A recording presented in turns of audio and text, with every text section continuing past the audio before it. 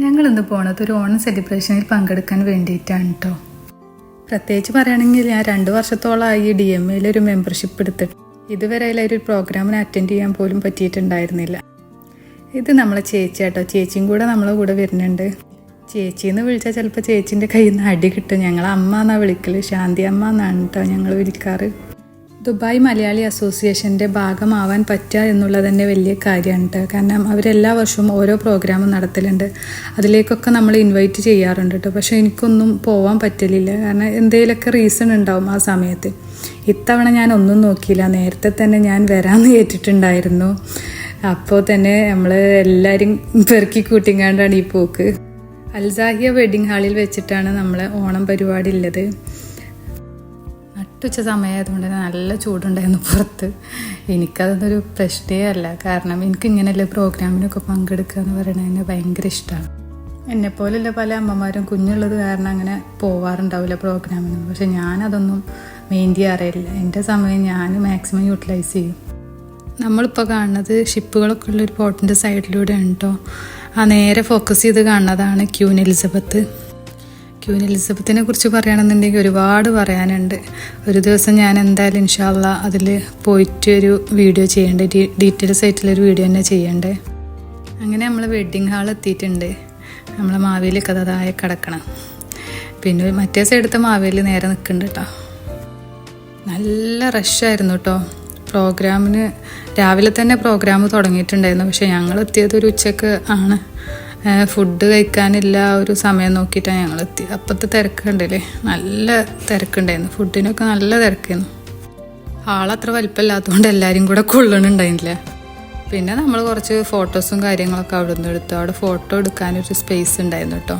ഓണം ഫോട്ടോസും കാര്യങ്ങളും, ഫോട്ടോ എടുക്കാനുള്ള ഫോട്ടോഗ്രാഫി കാര്യങ്ങൾ അങ്ങനെയൊക്കെ സൈഡിലുണ്ടായിരുന്നു. അപ്പോൾ പിന്നെ ലൈനിൽ വെച്ചിട്ട് ഞാൻ കുറച്ച് ഫോട്ടോസ് എടുക്കാനത്. അവനാണെങ്കിലോ പാട്ട് വെച്ചതുകൊണ്ട് തന്നെ സൗണ്ട് കേട്ടപ്പോൾ തുടങ്ങിയ ആട്ടാണ്. ഫോട്ടോയിൽ നിൽക്കണേ ഇല്ല, ആ ആട്ടം തന്നെ, ആ സൗണ്ട് കേട്ടിട്ട്. നിങ്ങളിപ്പോൾ വിചാരിക്കണ്ടാവും എന്താ പോണ പരിപാടിക്ക് അവിടെ ഒരു മാപ്പിളപ്പാട്ട്. ഞങ്ങളും ആദ്യം വിചാരിച്ചിരുന്നു. അതെന്താണെന്നുള്ളത് എനിക്ക് മനസ്സിലായിട്ടില്ല എപ്പോഴും.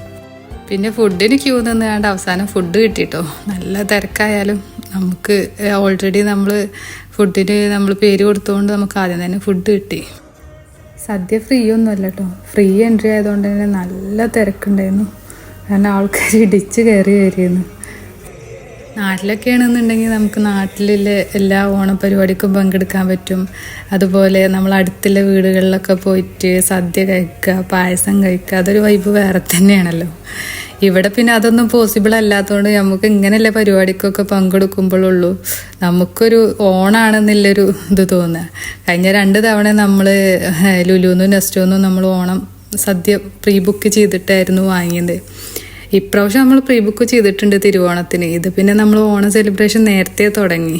അപ്പോൾ ഒരുപാട് മലയാളീസിനെ കാണാൻ പറ്റുകയെന്നില്ല തന്നെ വളരെ സന്തോഷം തോന്നി. ലായി സദ്യ കണ്ടിട്ട് കച്ചറ കാട്ടാൻ തുടങ്ങിയിട്ട് അതുകൊണ്ടാണ് ഞാൻ വേഗം കഞ്ഞെടുത്ത് കൊടുക്കുന്നത്. ഞങ്ങളെ രാജ്യക്ക് ഞങ്ങളെ ബാക്കിലാണ് സീറ്റ് കിട്ടിയത്. സ്റ്റേജിൽ തിരുവാതിര തുടങ്ങിയിട്ടുണ്ടായിരുന്നു. രാവിലെ മുതലേ ഓരോരോ പ്രോഗ്രാം കണ്ടിന്യൂസ് തുടർന്നുകൊണ്ടിരിക്കുന്നു. അപ്പോൾ നമ്മളെ ഫോക്കസ് ഫുള്ള് ഫുഡൊക്കെ ആയതുകൊണ്ട് പിന്നെ നമ്മൾ സ്റ്റേജിക്ക് വല്ലാതെ മെയിൻ ചെയ്തില്ല.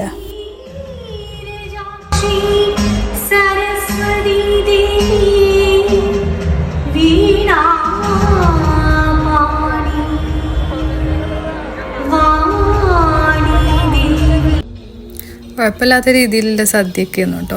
നല്ല അടിപൊളി ടേസ്റ്റും ഉണ്ടായിരുന്നു. ഇനി വിശന്നിട്ട് എന്താണെന്നറിയില്ല, നല്ല ടേസ്റ്റ് ഉണ്ടായിരുന്നു. സമയം 2:30 ആയിരുന്നു. ഫുഡ് കഴിച്ച് കഴിഞ്ഞാൽ നേരെ ഫ്രണ്ടിൽ പോയിരുന്നു. ഇനി പിന്നെ കുറച്ച് നേരം പ്രോഗ്രാം കാണാൻ വിചാരിച്ചു.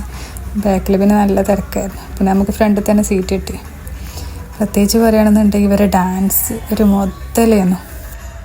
ഈ പ്രായത്തിലൊക്കെ ഈ ചേച്ചിമാർ കളിക്കണ കാണുമ്പോൾ എന്താ ഭംഗിയെന്നറിയാം. നല്ല എനർജിയിൽ ആ ഒരു പവർ തുടക്കം മുതൽ ലാസ്റ്റ് വരെ നിൽക്കാതൊരു ക്ഷീണം പോലും തോന്നാത്ത രീതിയിലുള്ള കളിയായിരുന്നു. ഏതായാലും എക്സലൻറ്റ് പെർഫോമൻസ് എന്നൊക്കെ പറയാം കേട്ടോ. പ്രത്യേകിച്ച് ആ ഫ്രണ്ടിൽ നിൽക്കണ ചേച്ചി, ഞാൻ അതിനെ തന്നെ നോക്കിയത്. അതിൻ്റെ താളൊക്കെ എന്ന് പറഞ്ഞാൽ അത്രയും കറക്റ്റ് താളം. നിങ്ങളെന്നെ ഒന്ന് കണ്ടു നോക്കിയിട്ട് ഇതിൻ്റെ അഭിപ്രായം പറയും.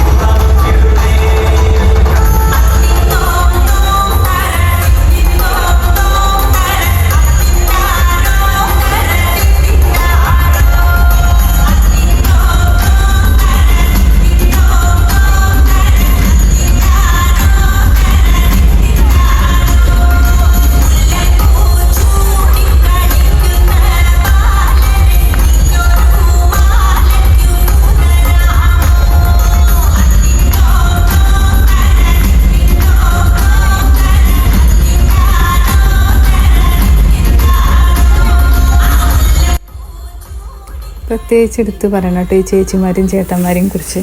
അവർ ബാക്കിയുള്ള എല്ലാ ദിവസവും അവരുടെ കുടുംബത്തിന് വേണ്ടി കഷ്ടപ്പെട്ട് അതിൽ ബാക്കിയുള്ള ടൈം എടുത്തിട്ടാണ് ഇവർ ഈ പ്രാക്ടീസും കാര്യങ്ങളും ചെയ്യണത്. അതവർക്ക് അത്രത്തോളം ഇഷ്ടമായതുകൊണ്ടാണ്. അവരെ മൈൻഡ് ഫ്രീ ആവും. ഇങ്ങനെയുള്ള പ്രോഗ്രാമിലൊക്കെ എൻ്റെ അഭിപ്രായത്തിൽ എല്ലാവരും പങ്കെടുക്കണം എന്നാട്ടോ. എല്ലാ പ്രോഗ്രാമും ഒന്നിനൊന്നും മെച്ചിരുന്നു കേട്ടോ. നമ്മൾ മാക്സിമം എൻജോയ് ചെയ്തു. പിന്നെ തിരക്കൊന്നും ഉണ്ടായില്ല കേട്ടോ. ലാസ്റ്റ് ആയപ്പോഴത്തേന് തിരക്കൊക്കെ കുറഞ്ഞു വന്ന്, അതുകൊണ്ട് തന്നെ നമുക്ക് നന്നായിട്ട് എൻജോയ് ചെയ്യാനും വന്നു. പോയത് ഏതായാലും മുതലായി, വെറുതെ ആയില്ല. ഞാൻ ആ തിരക്ക് കണ്ടപ്പോൾ ഞാനൊന്ന് പേടിച്ചിരുന്നു, കുഞ്ഞു കരയോന്നൊക്കെ വിചാരിച്ചു. അതൊന്നും വേണ്ടി വന്നില്ല. പിന്നെ തിരക്കൊക്കെ കഴിഞ്ഞ് എല്ലാവരും ഫ്രീ ആയിട്ടു. അതാ ഉച്ചൻ്റെ നേരത്തെ നല്ല റഷ്.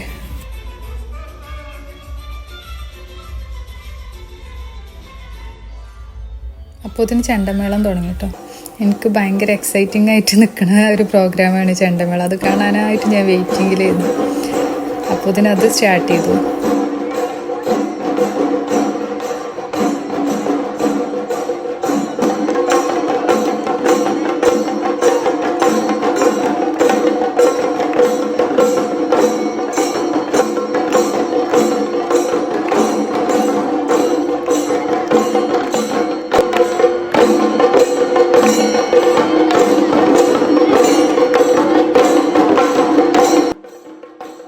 നമ്മളെ മാവേലി വന്നുകൊണ്ട് നിൽക്കുകയാണ്. മാവേലി കൈലാഷിനെ വെയിറ്റ് ചെയ്തുകൊണ്ട് നിൽക്കുകയാണ്. അപ്പോൾ അതാണ് ബാക്കൊക്കെ നോക്കണത്. അപ്പോൾ അവരെ എൻട്രിക്ക് വേണ്ടിയിട്ടാണ് നമ്മളും തന്നെ ആകാംക്ഷയോടെ കാത്തു നിൽക്കുന്നത്. നടൻ കൈലാഷും പിന്നെ അതുപോലെ ഒരുപാട് പ്രോഗ്രാം ഉണ്ട് കേട്ടോ. അതിനുള്ള ആളുകളൊക്കെ വന്നുകൊണ്ടിരിക്കുകയാണ്. ഉച്ചയ്ക്ക് ശേഷമാണ് കേട്ടോ നല്ല ഗ്രാൻഡ് പ്രോഗ്രാമൊക്കെ ഉണ്ടായിരുന്നത്.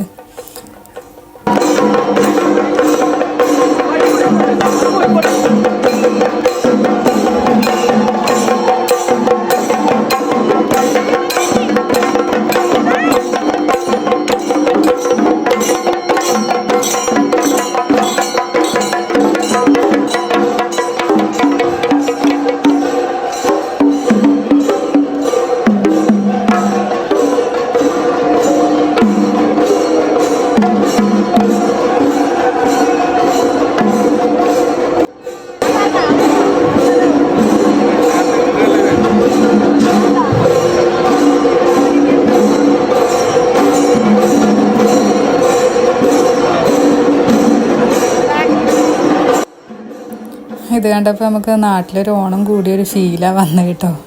അതേപോലെ അല്ലാന്നുണ്ടെങ്കിൽ നമുക്ക് ആ ഒരു ഫീല് കിട്ടുക എന്ന് പറയുന്നത് തന്നെ വലിയ കാര്യം. പിന്നെ ചേച്ചിമാർ എടുത്ത് പറയേണ്ട ഒന്നാണ് കേട്ടോ. ചേച്ചിമാർ ആ ഒരു ചെണ്ടമേളം മണിക്കൂറുകളോളം നിന്ന് കൊട്ടിയിട്ടുണ്ടായിരുന്നു.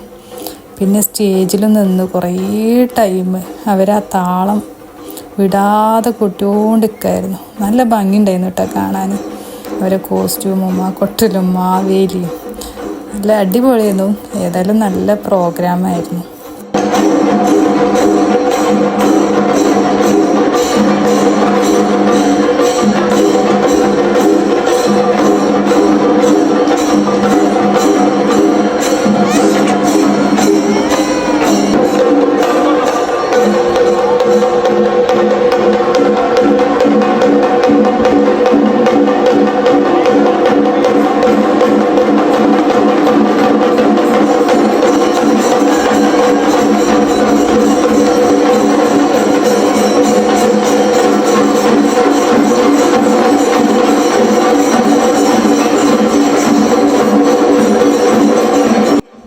അപ്പോൾ ഇത്രയൊക്കെയുള്ളൂ നമ്മളെ ഓണം വിശേഷങ്ങൾ. നിങ്ങൾക്ക് ഇഷ്ടമായി എന്ന് വിചാരിക്കുന്നു.